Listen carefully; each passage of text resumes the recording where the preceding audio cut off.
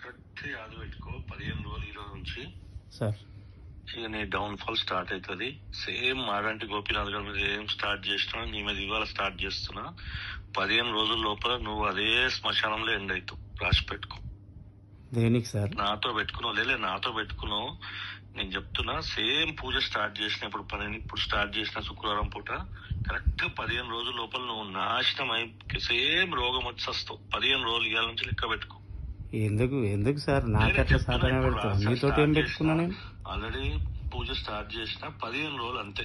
అంటే నువ్వు నన్ను బెదిరిస్తావు. నువ్వెంత నీ బతికేంత నిన్నేం బెదిరించిన? బెదిరిస్తావు లంజోడక.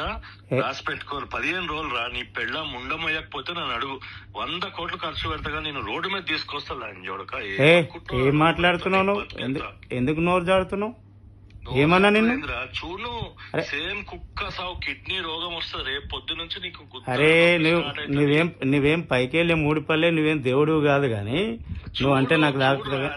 అరే చూడు, రేపు పొద్దు నుంచి నీకు ఎక్కడ నొప్పి స్టార్ట్ అవుతుంది చూడు. అరే నువ్వు ఎట్లా మాట్లాడుతున్నావు? నువ్వేమన్నా దేవుని కొడుకు పైకి వెళ్ళి పడ్డావు? నాకెందుకు సాపన పెడతావు? నీతో పని చేయడం తప్ప పని చేయనికే పిలుచుతావు నువ్వు. పని చేస్తే డబ్బులు అడిగితే అట్ట అవుతావు నువ్వు.